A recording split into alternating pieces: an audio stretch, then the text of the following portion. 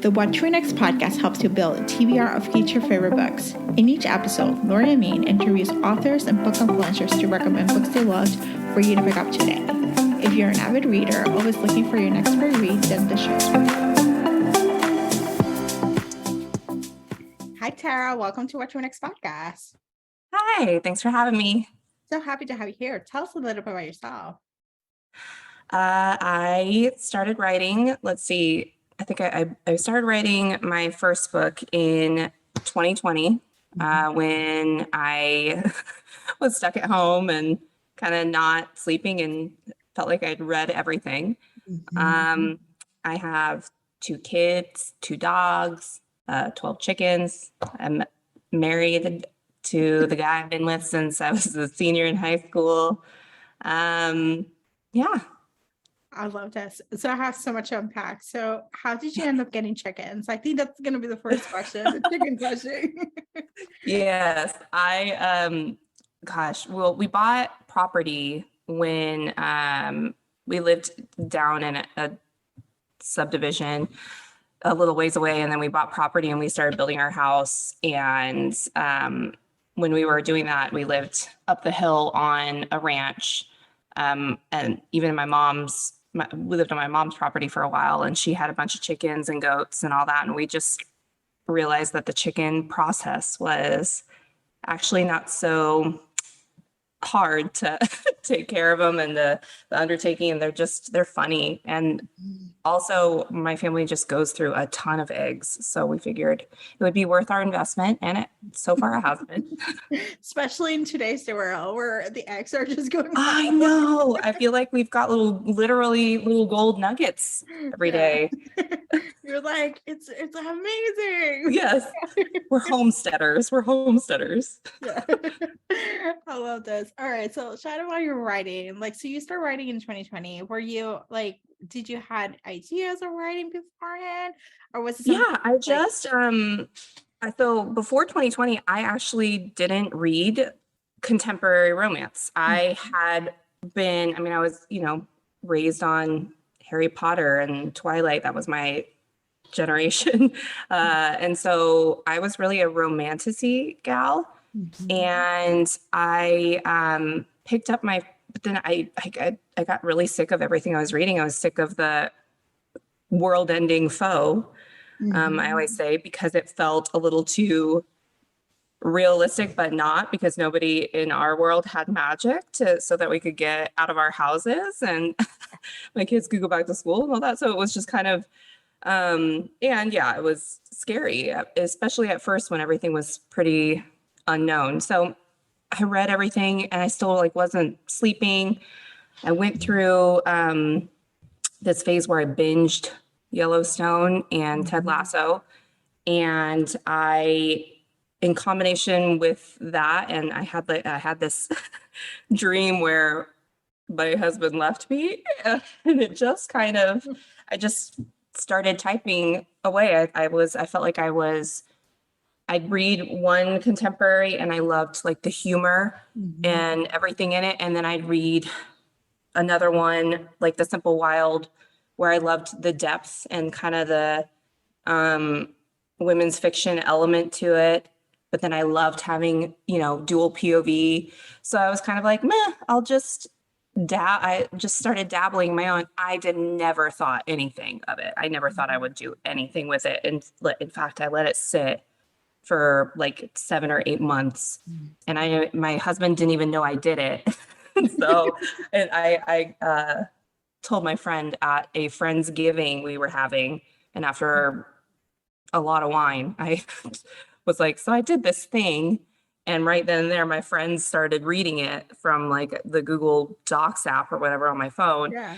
And one of my friends happened to be a bookstagrammer, and she said, you have to figure this out. You have to try to get this published. And so I wasn't going to go through the traditional publishing process. I knew myself, and I knew that I just didn't know enough about it to begin with. And I felt like I'd face one rejection and I would be like, nope, never doing this again.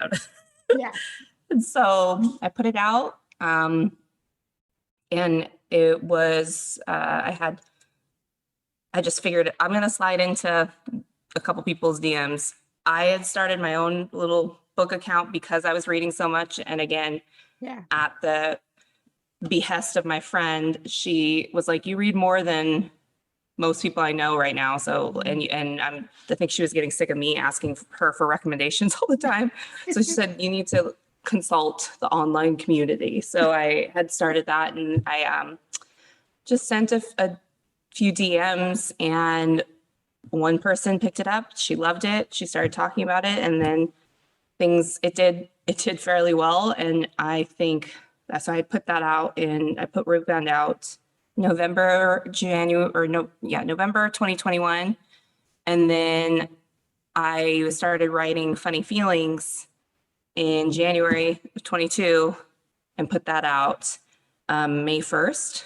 And so from there, it all kind of, Funny Feelings was definitely my breakout book. Yeah. And I just kept doing it. That's amazing. Thank you for sharing the journey, because sometimes people are like, especially this, like the pandemic projects that we accumulated, like there's a lot of fear, there's a lot of things. And I love the fact you were like, I'm not even going to face the traditional publish. I'm just going to give it a try. And like, it's snowball. Like it's just, it's one step at a time, and it doesn't make it's not linear steps. It's just like, you just have to take whatever action you have to take and just let it be. Exactly. That's exactly how it happened, how it all happened for me. And especially because, I mean, there's definitely things I would do differently knowing some stuff now with my first book. I, kind of tripped into it and was a little clumsy, but I am sort of glad, just because I had to learn, I guess, a few things along the way. But I also, especially with your first book, I think that there's something where your friends and family can tell you a million times that they love it, it's wonderful and all that, but I just had to know. I had to ask other people, do you like my stories and the way I tell them? And I had to get that feedback and everything. And then once I had that confirmation, it kind of gave me the confidence to keep going. Yeah, I love this. And so let's talk about the breakout hit first, and then start with the co-op. Tell us the elevator pitch for those books. Yeah. For which one? For Funny Feelings, and then the Funny Feelings. That, like, you want me just to tell you what quick pitch about them? Quick pitch about them, because it's like Funny Feelings is about. I read this morning from somebody that tagged me in it, but if you want to read a story about a woman that isn't afraid to take up space with her profession, with her career, and just with who she is, being, she's not afraid. She's a stand-up comedian. So, and there's a lot of stigma around stand-up comedy, and it's not for everybody. And there's a lot of stuff that's said for shock value and just for joke factor, but it doesn't mean that the people themselves that are creating this entertainment or this art are not some of the kindest and sweetest and real human beings who would, do anything for the people they love. And that's kind of what I wanted to show with two comedians in that case. Funny Feelings is my exploration of Friends to Lovers, where there was stuff at stake. And that was the reason why they hadn't taken another step away from their friendship and towards romance until they're asked to fake date and for publicity. But I really just wanted to write a story that explored that and explored two people that were really respectful and communicative with each other, but there were still stakes. Like, they had a career. Meyer was her manager, so there's a position of power element, and she had a relationship with his daughter that was also very important to all of them. Yeah. And more real and more ensues, Yes. So, and then the co-op is your latest release. So what was the writing process for the co-op? And like, now that, Now that Yeah. you know, it's the third book. Yes.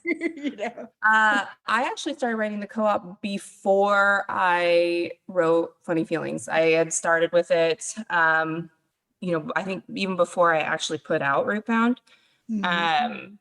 And it underwent, like, it completely changed from the original Mhm. story that it was. But I really wanted to write what it would be like for people that didn't get along, that had reasons to be wary of each other and be angry with each other, having to build a house together and renovate a property together, and in the process, along the way, grow closer. Renovations and construction projects are notorious for wreaking havoc on a relationship. I mentioned earlier, my husband and I built our house, and there were definitely some dark times, and so I thought that it would provide a really funny, interesting take on like a marriage of convenience. Say you're bound together by these Mhm. obligations, by literally this roof over your head, and these things that you have motivation to finish, you have motivation to work together to get through, but it's still not always going to be easy. And I thought it would be really interesting to tell that in reverse Mhm. and show them growing closer together and falling back in love over that process. It was important to me to write characters that weren't super easy, and to love at first and to be lovable to each other too. It was a different process than writing Funny Feelings, but they're just really special to me too. So I love this. And so let's chat some book recommendations. What kind of books mhm. do you tend to read? You mentioned you might read some contemporary later on, but mostly romantasy, So, Mhm. what kind of books what kind of books do you recommend our listeners to pick up, actually? Oh gosh, I adore, now I can't get enough of a good contemporary, that especially, I think every book has its purpose, and I specifically reach for really funny books sometimes when I don't want emotional turmoil. And so, but I do like when there's some depth and a little bit of pain, or at least a little bit of angst, and that you can take something away from it and it'll stick with you for a little while. Some of Mhm. my favorite books, uh, recently, a romantasy book I really loved last year that I think is still going to continue taking off is The Serpent and the Wings of Night. Yeah. It was an excellent, excellent romantasy. I loved that. Um, I love both of Hannah Bonham Young's books. She released two books last year. They've got great romance, but there's definitely some depth and good representation in them. The writing is lovely. I loved, um, gosh, I always recommend Kay Tucker. I love her books. Mhm. I love The Simple Wild is like probably, one of my favorite books. Um, adore Sarah Hogle and her writing. Mhm. You Deserve Each Other was the first book I read last year or the year before. I forget. I think I read it like over New Year's Mhm. Eve and New Year's Day. Um, and it was, I was snort laughing into my Kindle. Like I had it on paperback, and then I had went and bought it on my phone so that I could lay in my bed and read it. And Yeah. I was dying laughing, and also choked up because there was so much, just it was such a good story for what it's like to get when you get lost in a relationship. Like, you can have all the right pieces and you can really love each other, but life gets in the way, and it kind of makes you form all these little small resentments, and you don't always realize when they're building up. And just watching people fall back in love is Mhm. such a, like, realistic but hard thing to tell. Yeah. And oh, I love that book. I could go on and on about that book. I love it. Yeah, I have to tell you, I read The Serpent and the Wings of the Night, then I went back to Carissa's Brabant Yes. backlist, and I've been like loving it. It's been like such a nice, like she does such a great world building and romance and like slow burn, and you just like Yes. you're rooting for them, but there's action. It's just so good. They're And great. you I can't wait to read her backlist. I have been in kind of back in the writing trenches, but I got to read some stuff lately. Just it's a little bit harder to yeah. be a reader and a writer, and I didn't realize that that would happen. But Yeah. Oh, yeah. And You Deserve Each Other is just top yeah, notch. it's a Enemies to master Lovers. class Yeah. in rom-com with Yeah. there, but there's so much depth there too. But the Yeah. humor is just perfect. I love Yeah. it. So, tell us where we can find you online. Where we can find me online? Yep. I am on Amazon, so you can find my books on Kindle Unlimited. I'm on Barnes and Noble. Pretty much anywhere you can get books online, you can order mine now. Bookshop.org, I think that one is the one that a lot of people get from international, but yep, Amazon and Target now too. Target has them online, so that was exciting. That's exciting. So, Yeah. thank you, Tara, for being in the show. Oh yeah, thank you so much for having me. If you enjoyed this podcast, feel free to share with friends, subscribe, rate, and review the show. This is the easiest way to support the podcast. For a list of books mentioned and other romance recommendations, please visit whattoreadnextblog.com. Did you know you can purchase audiobooks directly from your favorite local bookstore? With Libro.fm, you can pick up more than 250,000 audiobooks, including bestsellers and recommendations from real booksellers. You'll get the same audiobooks at the same price as the largest audiobook company, you know the name, but you'll be part of a different story, one that supports your local community. If you're new to audiobooks, there's a perfect way to squeeze into more reading into your busy life. Listen with the free Libro.fm app while you do your chores, walk your dog, relax at home. The What to Read Next podcast has a special offer for our listeners. Get 2 audiobooks on Libro.fm for the price of 1 with your first month of membership. Use code What to Read Next. This offer is only valid for new members in Canada and the US. Thank you so much for listening and have a great day.